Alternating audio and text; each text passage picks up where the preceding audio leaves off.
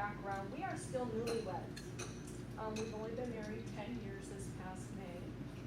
And to give you a little story how we met, I had a girlfriend who said, Linda, I met the cutest guy. I'm like, no. Really? Finally, Gloria? I had been divorced for 20 years.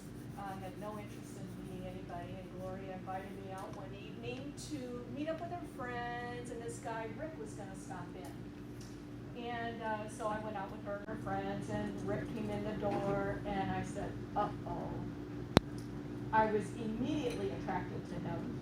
And throughout the course of the evening, we started talking, and then he followed me home to make sure I got home safely. I did not let him in, ladies. Don't do that. But we started dating, and we fell in love almost immediately. It was immediate for me.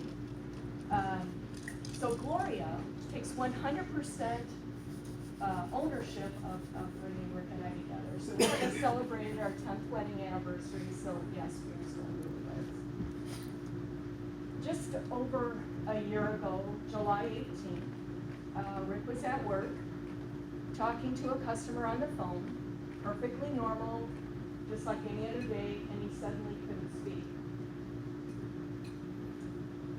He set the phone down, and he went into the bathroom, and he thought, well, maybe I have to throw up, or maybe I have to say, hi, you flew us a couple times. You have goodies in your plane. He suddenly could speak, went into the bathroom, thought he had to throw up, just wasn't sure. He got up and looked at himself in the mirror, and one side of his face was sad. Immediately it was thought that he was probably having a heart attack or a stroke.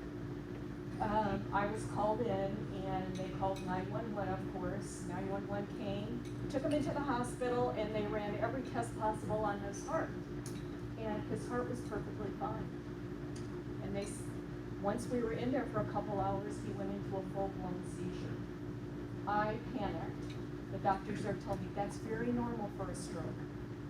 Little did I know they were just trying to calm me down. Within 24 hours, he was diagnosed with a brain tumor right above the left ear, which is on your speech zone. And that's why he couldn't speak. And the seizures and everything, he was literally unable to speak at all.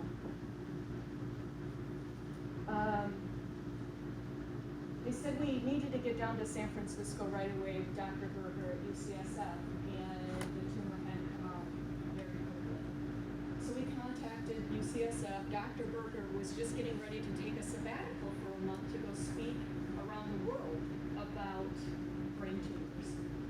So he handed us off to his next guy in line, which was Dr. Chang.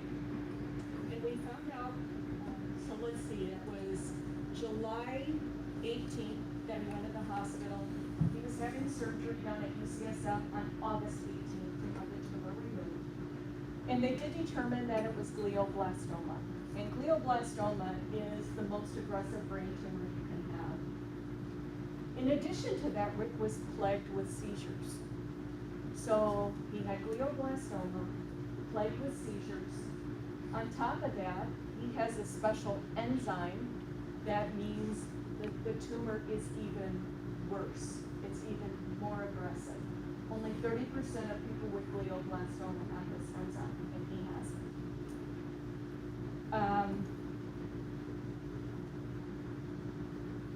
So the bad news was glioblastoma, the enzyme, 14 months was the time we were given.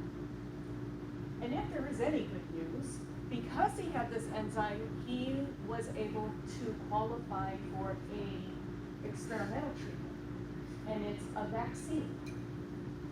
And so he was accepted into the program to start getting this vaccine. In conjunction with, and he had 6 weeks of chemo and radiation. After that, we now have to fly down to San Francisco 2 to 3 times a month. He's on a 28-day cycle. So sometimes it's 3 times a month. Get down to San Francisco for the blood work, all this, because experimental, it has to be in a controlled environment, blood, the whole thing. See the doctors, MRIs on a regular basis, lifestyle questionnaires, and the vaccine.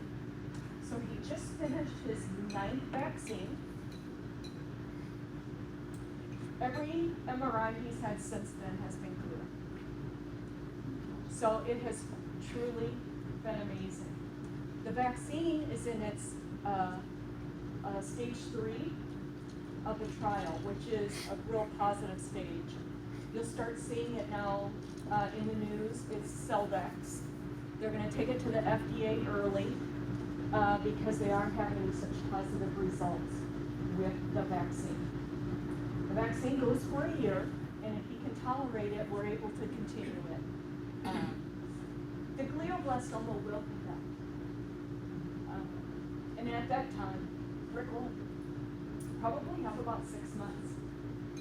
But we're at a year, and it's amazing. I'm so thankful. So thankful. I wanted to come here because I really wanted to share with you, from a caretaker's perspective, what you as Angel Flight pilots bring to us. And you are just as important in the care process as the doctors. Because if it weren't for you, Rick and I for sure would not be able to continue with this program. I work, so I can only miss so much time. When you fly us, you're able to get us there and back in a day. We usually have to fly down the night before, and then he has his treatments, and we try and come back the very next day. But that allows me to continue to work. Obviously, Rick is not working anymore.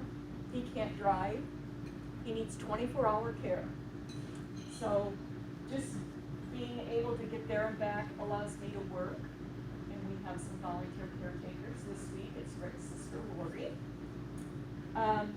So it really means a lot. And I wanted to be here, and I want to play my part in the volunteer role. I had told these guys, if I speak okay today, please just tell me where to be and when, and I'll be here. I've also alerted our TV stations in our area. And Jim, I don't know if anyone saw it, but if you Google KEZI and Angel Flight, you'll see the part that was on the news. It was like a 5-minute coverage. It was fabulous on Angel Flight. And you guys, like Josh said, you guys tend to be very humble. Toot your horns. Call the TV stations. Call radio stations. They are looking for feel-good stories. So wherever you are, call them, come out. Don't be shy. I'm not shy. I have the newspaper that's going to come out and do a very nice article.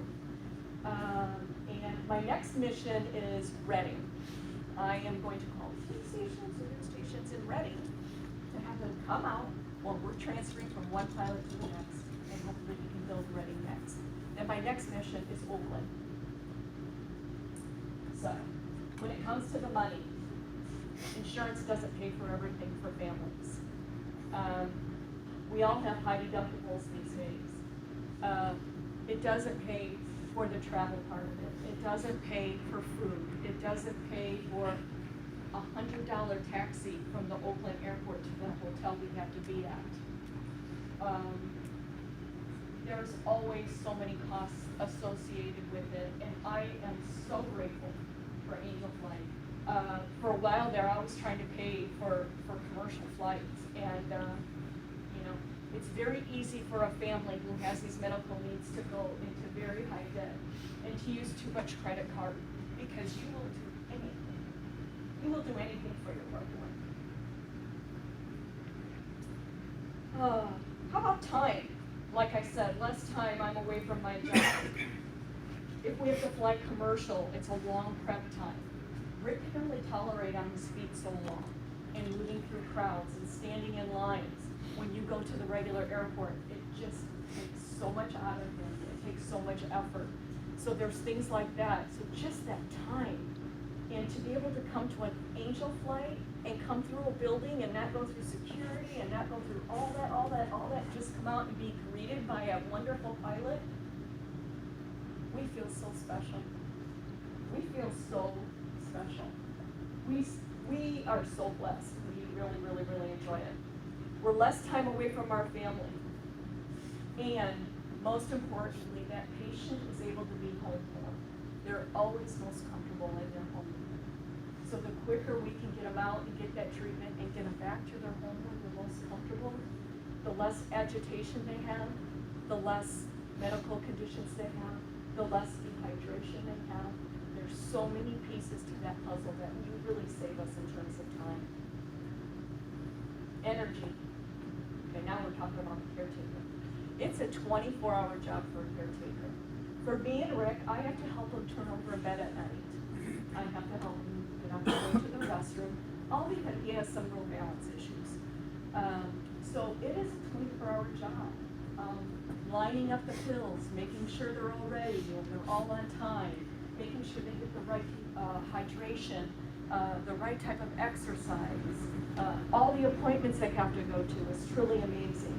So it just really does take a lot of energy. And any of the pilots here that I've flown with, I get real excited. I get to go on Hudson. So I'm going into adventure now. You guys don't know this. I have always wanted to fly a small plane. And our first flight, Rick was like, oh no, I'm scared. Oh no, I'm scared. It'll be great. So every time I get on a plane, you guys know, I want my headset. I'm listening. I've learned, niner, and all this stuff. And when they get told that there's a plane at 2 o'clock at 2,000 feet, you see me doing that. I mean, I'm a great pilot. But truly, there are so many families that would just love that adventure. You have truly filled one of my, I don't like to say bucket list, because that sounds too final, but you have all filled out one of my wishes. And I'm so grateful. And there's so many families that would just love that adventure. To go up in a small plane, you feel cool, you feel special. It's a little scary the first couple times.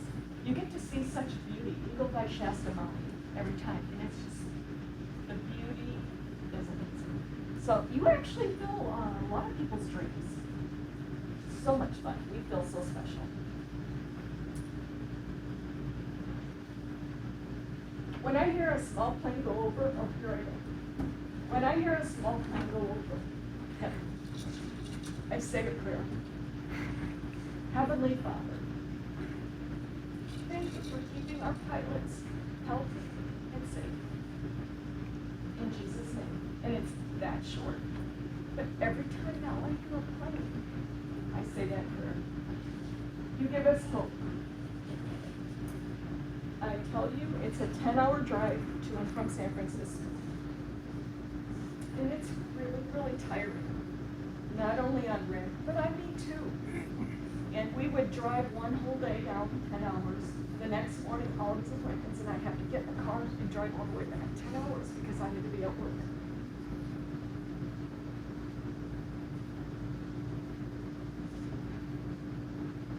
I think we would have given up. And we haven't. Because you guys always seem to show up. And many times it's at the last minute, but I so appreciate it. You give us hope. And I just want you to know that you are able to give a gift to people that no one else can give them. You have the gift, you have the talent to give it to people that no one else can give them. And I will tell you, this has truly been the piece of the puzzle for Rick and I in order to make it through this. True. And I really appreciate it. And with that, I want to introduce the love Rick.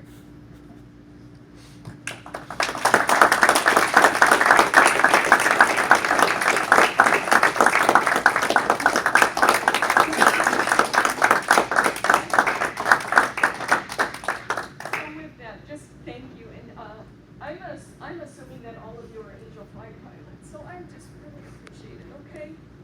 And thank you, Jim, for inviting me.